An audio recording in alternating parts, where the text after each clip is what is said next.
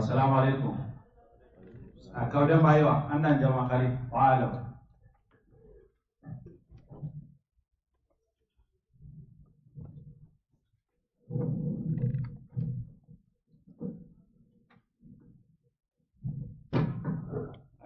مالك تفضل إن شاء الله. أخبر نورنا.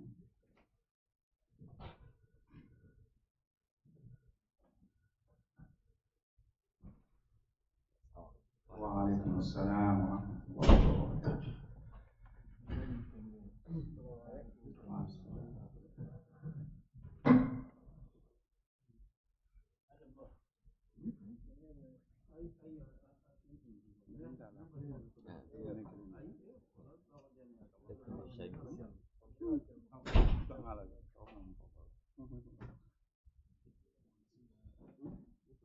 He will sit there once he's done. Yeah, maybe Tukara will be there. Yeah. Kila uchi pa uchi. It's easy for him to sit over there.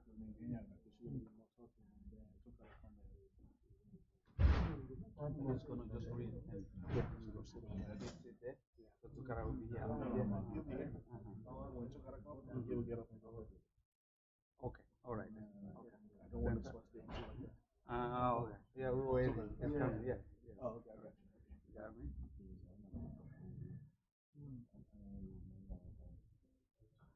Assalamu alaikum wa rahmatullahi wa barakatuh. We thank Allah, we praise Him, we ask Him to send His mercy and His blessing on our noble Prophet, his family, companions, those follow the way to the day of judgment. Inshallah, we are going to start a lecture as it is planned to be, and then our guest speaker is Imam Dr. Harun Sanare, and then Imam Tunkara, and then Imam Malik, inshallah, will open the evening with some verses from Quran, inshallah.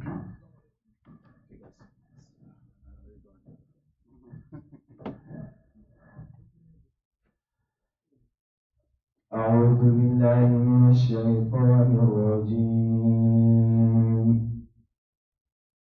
بسم الله الرحمن الرحيم.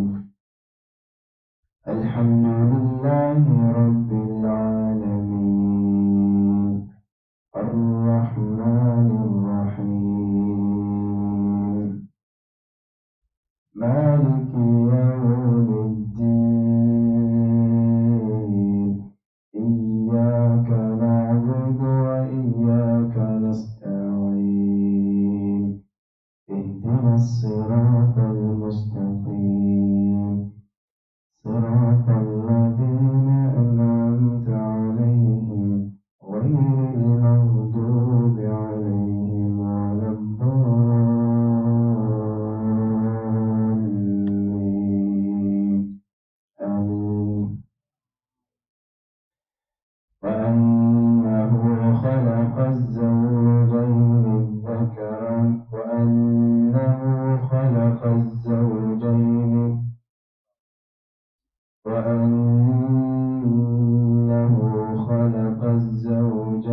الذكر والأنثى من نطفة إذا تمنى وأن عليه النشأة الأخرى وأنه هو أغنى وأقنى وأنه هو رب الشعرى وأنه أهلك عادا الأولى وثمود فما أبقى وقوم نوح من قبل إنهم كانوا هم أظلم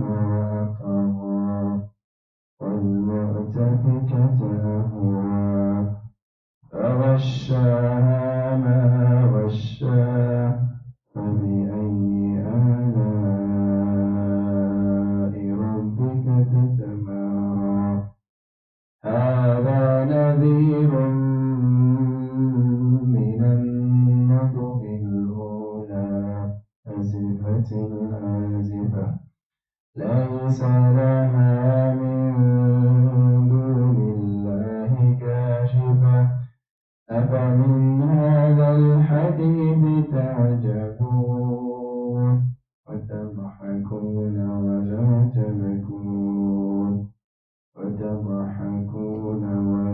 تبكون وأنتم سامدون فاسجدوا لله واعبدوا صدق الله العظيم.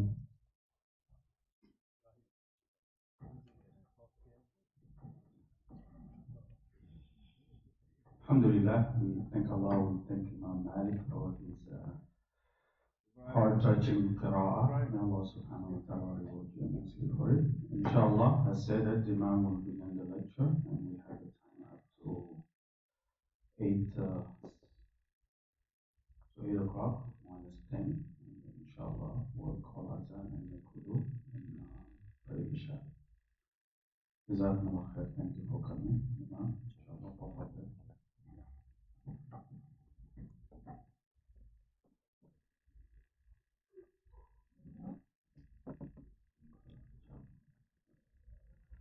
أعوذ بالله من الشيطان الرجيم.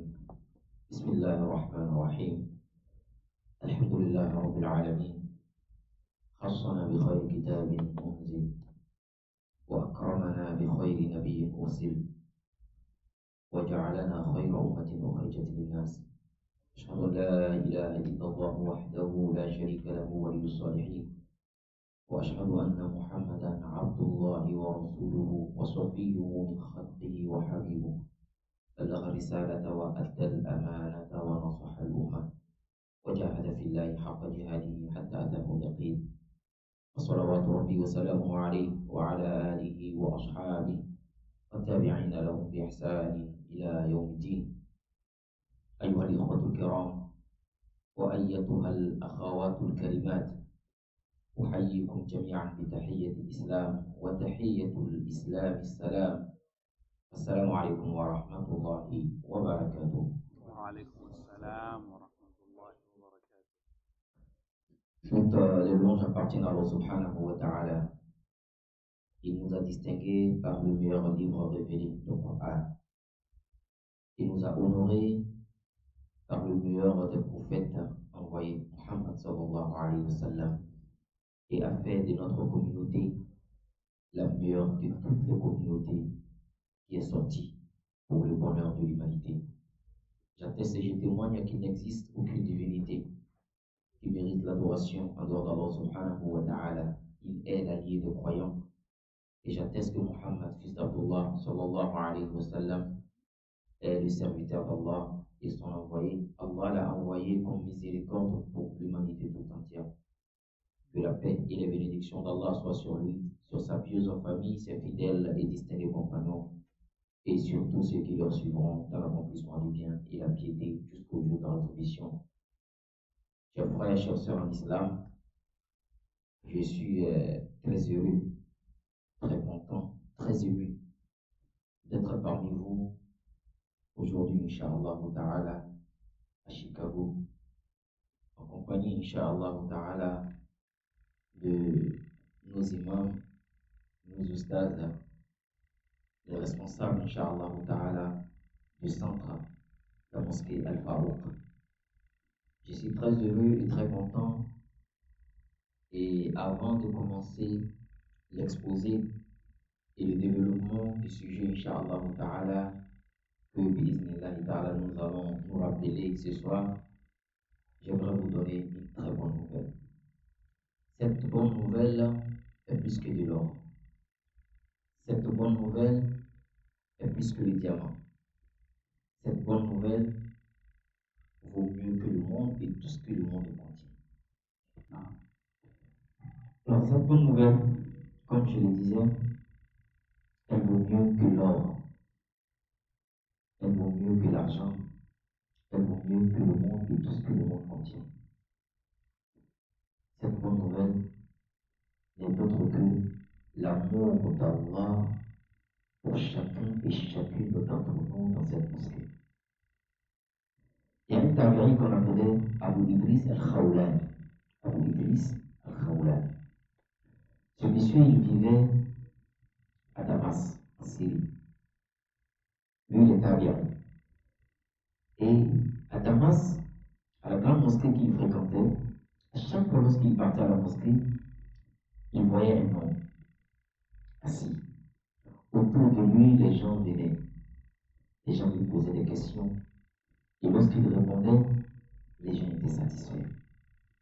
Il dit, lorsque je voyais cet homme chaque jour, avec le visage rempli de lumière, je voulais lui dépasser en une chose, venir vite à la mosquée avant lui.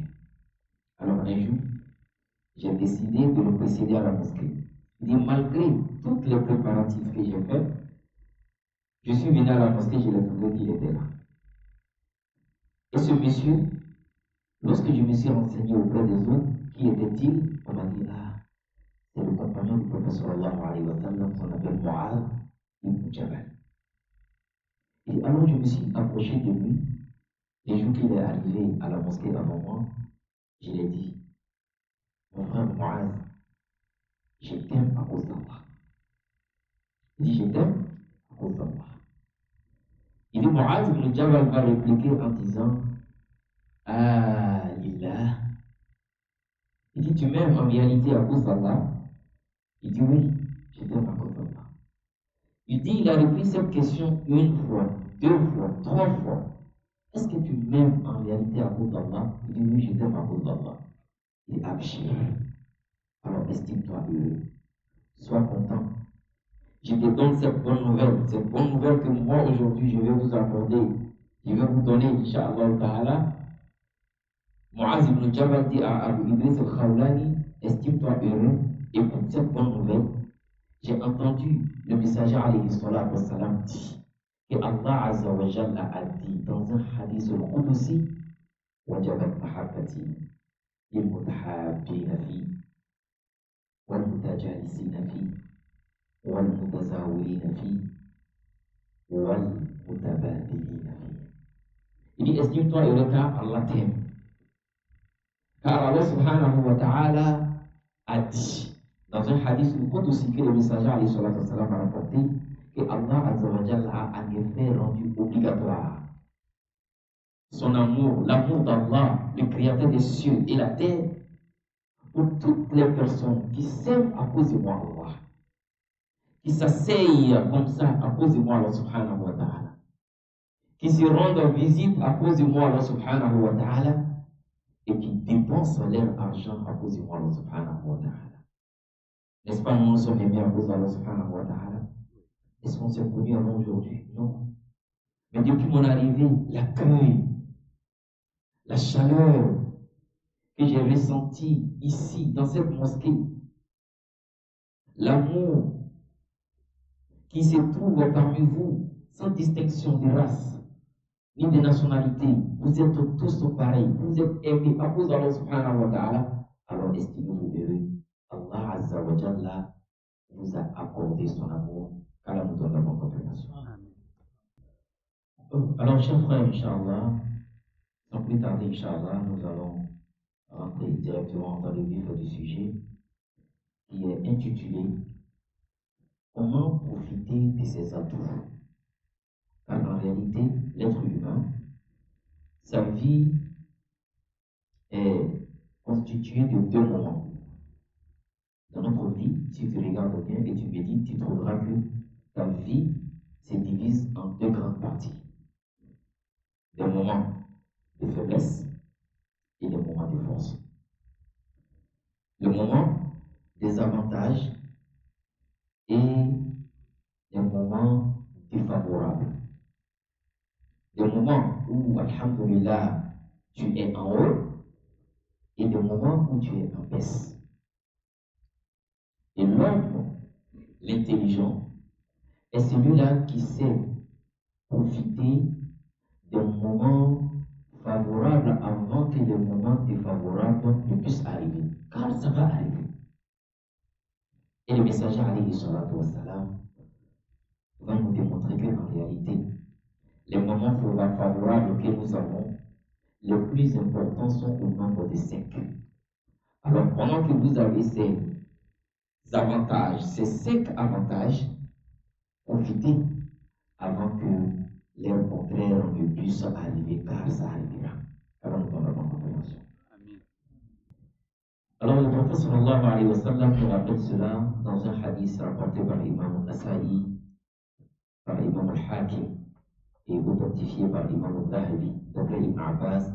Le messager alayhi salatu wa sallam va nous dire Irtanim khamsan qabla khamsin, shababaka qabla haramik, wa sihhataka qabla saqamik, wa ghinaka qabla faqrik, wa faragaka qabla shughlik, wa hayataka qabla mautik.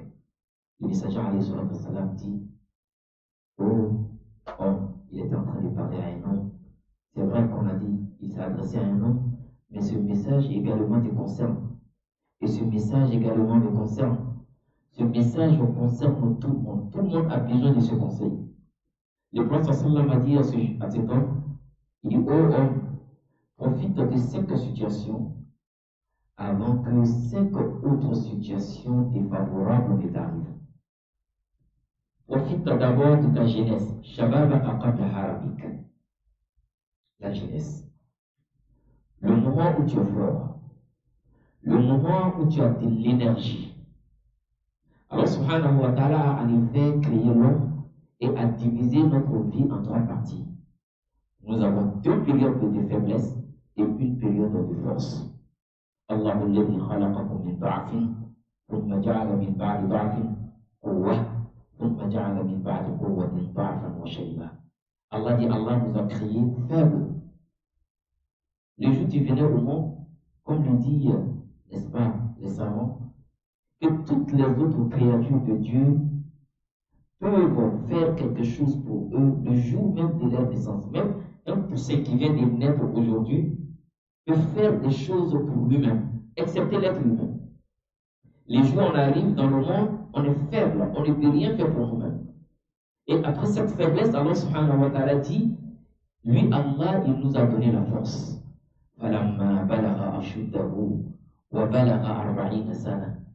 Depuis l'âge de l'adolescence jusqu'à l'âge de 45 à 50 ans. En ce moment, l'être humain, il est fort. En ce moment, l'être humain, tout ce qu'il veut faire, il peut le faire. Mais après cela, tu vas commencer à devenir faible.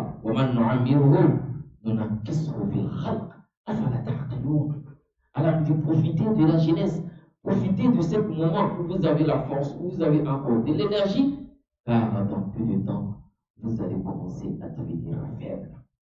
La vieillesse va arriver, alors profitez de la jeunesse pour accomplir le maximum afin de pouvoir en bénéficier comme il se doit, car nous avons la compréhension. Alors, chers frères en islam, le moment de la jeunesse, c'est le moment où Allah subhanahu wa ta'ala a plus besoin de nous. Ce moment-là, c'est vrai, la vie nous sourit, nous sommes beaux, on est belle, on peut faire ce qu'on veut. Mais lorsqu'on consacre cela à Allah subhanahu wa ta'ala, alors Allah subhanahu wa ta'ala nous donne un honneur très particulier. C'est pourquoi vous allez voir qu'Allah subhanahu wa ta'ala, sa religion, pour propager sa religion. La responsabilité de, n'est-ce pas, faire avancer la religion d'Allah subhanahu wa ta'ala, Allah la confie toujours aux jeunes. Le messager alayhi salatu wa salam, il a été désigné messager d'Allah à l'âge de 40 ans. Ça c'est l'âge, n'est-ce pas, le plein âge de la jeunesse. Allah a entouré le prophète sallallahu alayhi wa sallam que des jeunes. Abu Bakr avait 37 ans. Omar ibn Khattab avait 31 ans lorsqu'il s'est converti à l'islam. Ousmane ibn Affan avait 35 ans. Ali ibn Abi Talib avait 18 ans. La toute première mosquée, le tout premier markaz, le centre du prophète Muhammad sallallahu alayhi wa sallam, s'est trouvé sur un jeune homme qu'on appelle Al-Arqam ibn Abil Arqam. Lui, il n'avait que 16 ans.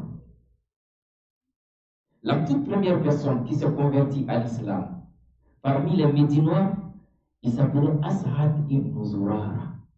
Ce monsieur, il n'a fait que 3 ans en islam. Seulement 3 ans, un jeune homme. Mais il a donné sa jeunesse à Allah subhanahu wa ta'ala. Il a été déterminant pour la réussite de la mission du prophète sallallahu alayhi wa sallam. Le jour où les Médinois sont arrivés pour le Bay'atul Aqaba Thaniya, pour venir donner leur engagement au prophète alayhi salatu wa salam, et le messager alayhi salatu wa salam leur a appelé à venir prêter allégeance, la toute première personne qui s'est levée, il était le plus jeune. As'ad ibn Zurara, il était le plus jeune. Mais c'est lui qui s'est mis debout. Et il a dit au prophète sallallahu alayhi wa sallam, il dit ya Rasulallah, au messager d'Allah, dima'una duna damik, wa aydina duna yadik. Il dit Muhammad sallallahu alayhi wa sallam, je te confirme, et ya Rasulallah, sache que nos sangs à nous a moins de valeur que ton sang. Nos mains sont sous ta main.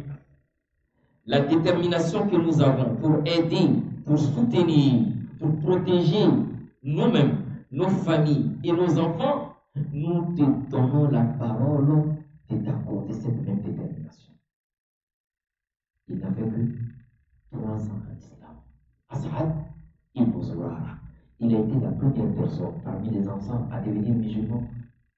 Il a été la première personne parmi les Ansars à décéder. Il a été la première personne à officier la prière de vendredi. Alors nous avons la compréhension. Alors, c'est ces jeunes-là qui ont entouré le prophète sallallahu alayhi wa sallam. Et subhanallah, As'ad ibn Zurara, après cet engagement qu'ils ont donné au prophète sallallahu alayhi wa sallam, le messager alayhi wa sallam va déléguer son ambassadeur avec eux qui ira à Médine afin d'aller préparer le terrain et enseigner les Médinois. Et le choix de la personne que le messager alayhi wa sallam, le choix du messager alayhi wa sallam ne va se poser que sur un autre jeune qu'on appelle Mus'ab ibn Umayr. وما أدراك من هو مصعب ibn Umayr. Et qui te dira qui était Mus'ab ibn Umayr? Ce jeune homme qui était le jeune le plus stylé de Makkah, le jeune le plus aisé de Makkah, mais qui a tout laissé à cause d'Allah subhanahu wa ta'ala et a suivi les messagers alayhi salatu wa salam. Il a vu toutes sortes de souffrances, mais il a tenu. Le messager alayhi salatu wa salam l'a désigné comme son ambassadeur. Avec As'ad ibn Zurara, ils sont arrivés à Médine. Et pendant une seule année seulement de travail et de détermination, tout Médine s'est converti à l'islam grâce à ces 2 jeunes que le messager alayhi salatu wa salam a envoyés à Médine. Tout Médine s'est converti, mais grâce également à 2 autres jeunes qu'ils ont retrouvés à Médine, à savoir Usayd ibn Khudayr et Sa'd ibn Mu'adh, qui étaient également 2 autres jeunes. Usayd ibn Khudayr, ce monsieur qui deviendra plus tard la personne que les anges d'Allah appréciaient sa lecture du Coran. Lorsque lui lisait le Coran, les anges descendaient, les anges ne faisaient que descendre sur la terre. Usayd ibn Khudayr. Sa'd ibn Mu'adh, qui s'est converti à l'âge de 31 ans et qui est décédé 5 ans plus tard, c'est-à-dire à l'âge de 36 ans, un autre jeune qui s'est donné à Allah subhanahu wa ta'ala le jour de sa mort, et dans Rahman, le trône d'Allah subhanahu wa ta'ala s'est levé. C'est avec ces jeunes-là que le messager alayhi salatu wa salam a évolué et a fait propager la religion d'Allah subhanahu wa ta'ala, car on a bonne compréhension. Pourquoi, chers frères, chers sœurs en islam, le messager alayhi salatu wa salam, il avait, n'est-ce pas, une attention particulière pour la jeunesse. À chaque fois, lorsqu'il parlait souvent, il s'adressait directement aux jeunes. Il disait Ya ma'ashar al-shabab, man istata'a minkum al-ba'ata falyatazawwaj. Ô jeunes, qui parmi vous a la capacité de se marier, qu'il le fasse. De se marier, qu'il le fasse. Le prophète sallallahu alayhi wa sallam disait Usikum bishababi khayra. Il dit Je vous recommande la bonté envers les jeunesses, envers les jeunes. Il dit Ala wa inna Allah qad ba'athani bil hanifiyyati samha fahalafani ash-shabab wa khalafani ash-shuyukh. Il dit Allah m'a donné ce beau cadeau, l'islam, pour le bonheur de l'humanité. Lorsque je suis arrivé avec l'islam, c'est les jeunes qui m'ont suivi, qui m'ont soutenu. Mais les vieux, ils ont rejeté. Le prophète sallallahu alayhi wa sallam, il avait tellement une attention particulière pour les jeunes et il avait une sagesse pour traiter leurs problèmes avec la sagesse et la douceur que les jeunes étaient autour du prophète Muhammad sallallahu alayhi wa sallam. Un jour, un jeune vient voir le prophète sallallahu alayhi wa sallam et il dit Ya Rasulallah, je suis musulman, je te crois, je suis prêt à tout faire pour Allah subhanahu wa ta'ala. Mais Ya Rasulallah, je viens te demander la permission pour un péché. Il te donne l'ibizina. Il dit Ya Rasulallah, permets-moi de faire la fornication. Ça, je ne peux pas m'en empêcher. Le prophète sallam, il sait que c'est un jeune. Il sait qu'il a cette envie en lui. Et il y a les shaitans derrière lui. Mais comment l'orienter? Avec la sagesse et la douceur, le messager alayhi sallam va lui dire Attends-toi le oumik. Ok, il n'y a pas de problème. On va t'autoriser à faire les zina. Mais tu autorises qu'on fasse également les zina avec ta mère. Il dit Subhanallah, impossible. Du courtique. Ça te plaît qu'on fasse les zina avec ta soeur? Il dit Subhanallah. Ça te plairait qu'on fasse les zina avec ta tante, ta cousine? Il dit Subhanallah. Quand toi tu fais la zina avec une dame, c'est soit la mère d'une personne, soit sa sœur, soit sa fille, soit la tante ou la cousine d'une autre personne. C'est que tu n'aimes pas. Comment veux-tu le faire à une autre personne? Ensuite, le prophète sallam a mis sa main sur la poitrine de ce jeune et il a fait 3 doigts. Il a dit Allahumma ghfir dhanbahu wa tahhir qalbah wa hassin farjah. Et Allah, pardonne à ce jeune homme son péché. Allah purifie son cœur est malade. Allah, je te demande de préserver son sexe. Le jeune, il dit, je suis quitté auprès du messager alayhi salatu wa salam, et dans ma vie, il n'y avait aucune chose que j'ai haïssé dans mon cœur plus que les zina. Alors, on a notre compréhension. C'est pourquoi, Inch'Allah ta'ala, pour faire ce grand cadeau, Allah subhanahu wa ta'ala, dans le paradis, on ne rentrera au paradis que étant jeune. Le prophète sallallahu alayhi wa sallam a dit Ahlul jannati shabab. Il dit les gens qui vont entrer dans le paradis seront que des jeunes. Les jeunes de 33 ans. Un jour, une vieille maman vient voir le prophète sallallahu alayhi wa sallam et dit Ya Rasulallah, fais le dua pour moi pour que je puisse rentrer dans le paradis. Le prophète sallallahu alayhi wa sallam a dit les vieilles personnes n'auront pas leur place dans le paradis. Et la maman a commencé à pleurer. Le prophète sallallahu alayhi wa sallam voit la maman en train de pleurer. Il dit mais maman, tu pleures pourquoi? Elle dit mais tu dis que nous on n'a pas notre place dans le paradis. Le prophète sallallahu alayhi wa sallam a dit non, tu ne m'as pas compris. Je voulais dire que tu ne rentreras pas dans le paradis dans cet état. Allah va te redonner ta jeunesse et te faire rentrer dans le paradis et tu ne vieilliras jamais dans le paradis. Allah nous accorde le paradis. Alors pour aller rapidement, parce qu'il faut pas de temps, je ne pense pas qu'on aura assez de temps de développer tout. Mais parmi, Inch'Allah, ces 5 choses, la deuxième des choses, le prophète sallallahu va nous parler de la richesse. Profite du moment où tu as un peu avec toi. Tu as un avantage. Tu as de l'argent avec toi. Avoir de l'argent est un avantage. L'islam a combien de piliers? 5. Celui qui n'a pas d'argent va se contenter seulement que de 3 piliers. La shahada, la prière et le jeûne. Il peut être musulman et passer toute sa vie, 30 ans, 40 ans, 50 ans, même 80 ans, mais il n'aura pas l'opportunité, la chance de s'acquitter de la zakat parce qu'il n'a pas les moyens. Il n'aura pas la chance et l'opportunité d'accomplir le hajj parce qu'il n'a pas les moyens. C'est pourquoi l'époque du prophète sallallahu alayhi wa sallam, un jour les pauvres sont venus se plaindre.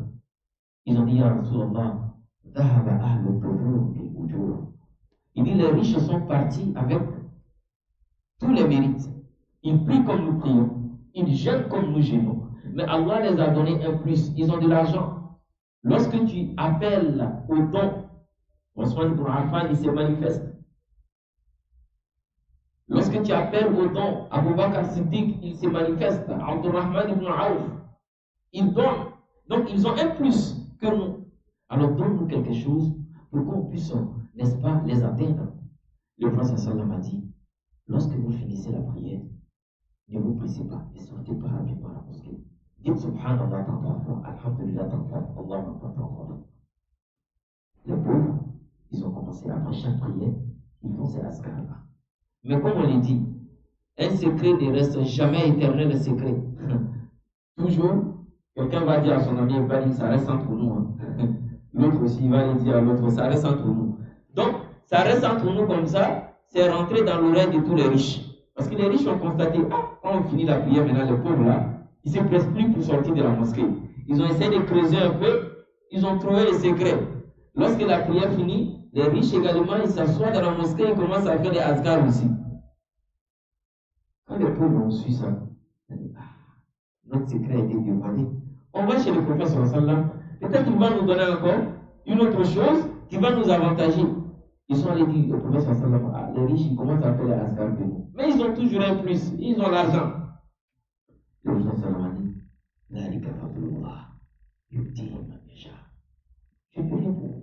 c'est un avantage qu'Allah les a donné.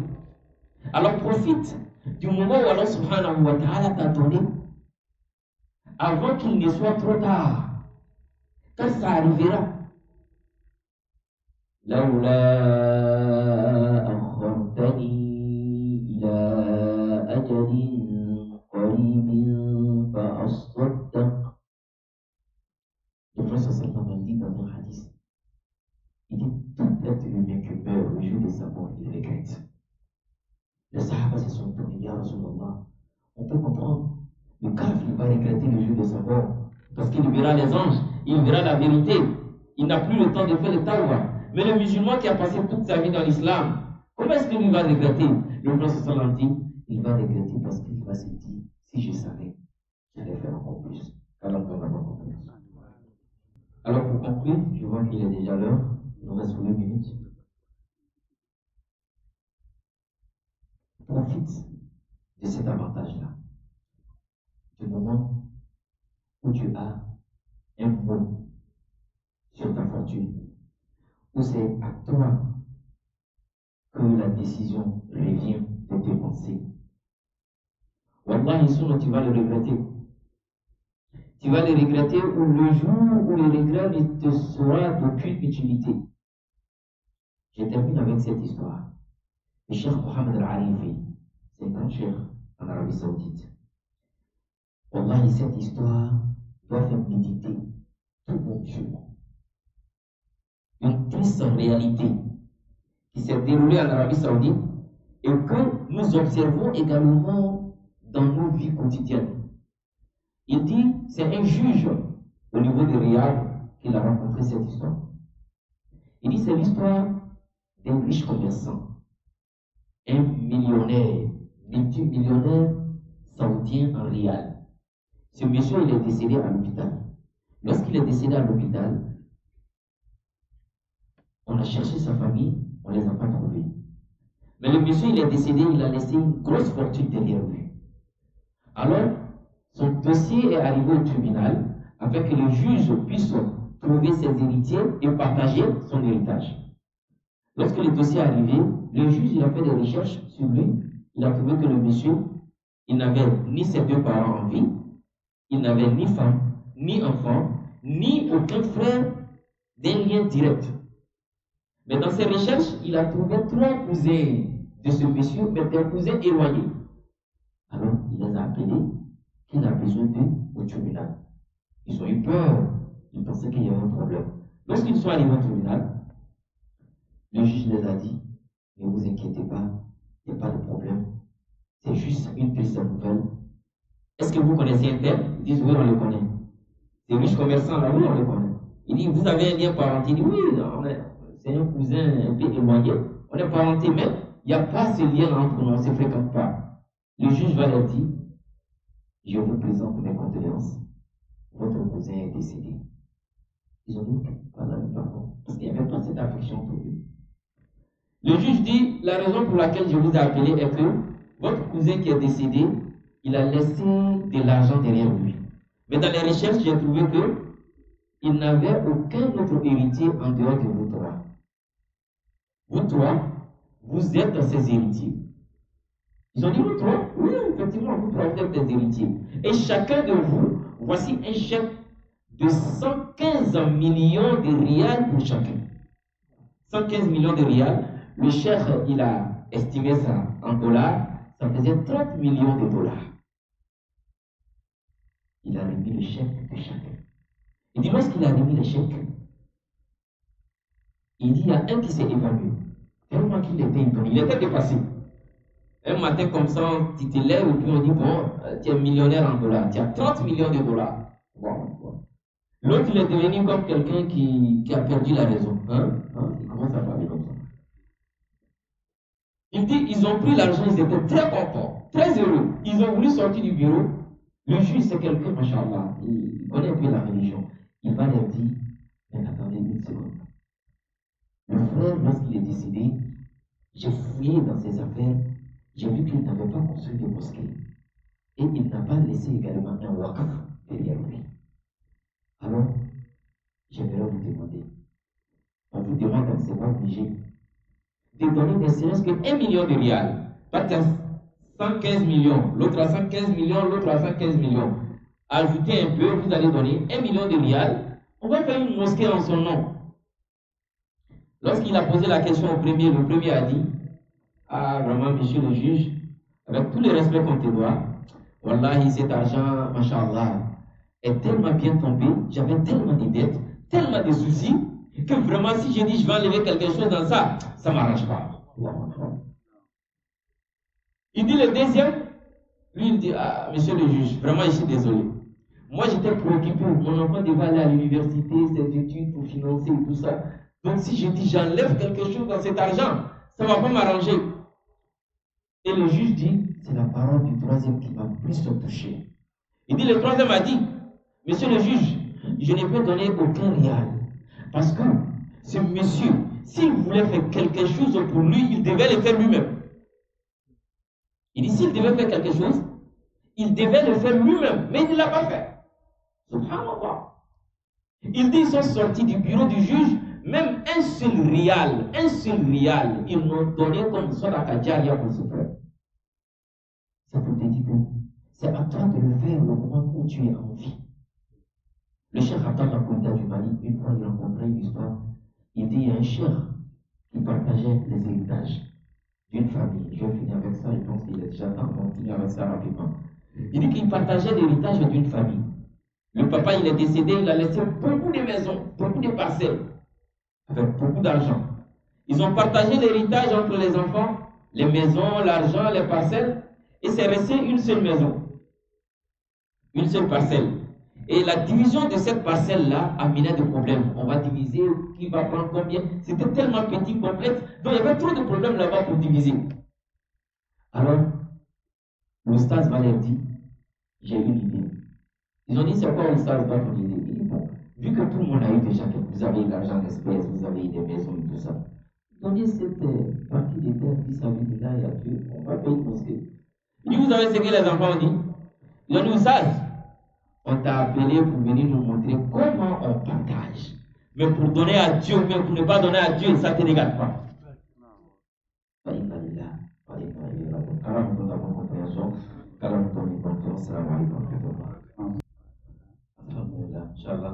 Seulement de mots de remerciement, Inch'Allah, pour toute la communauté.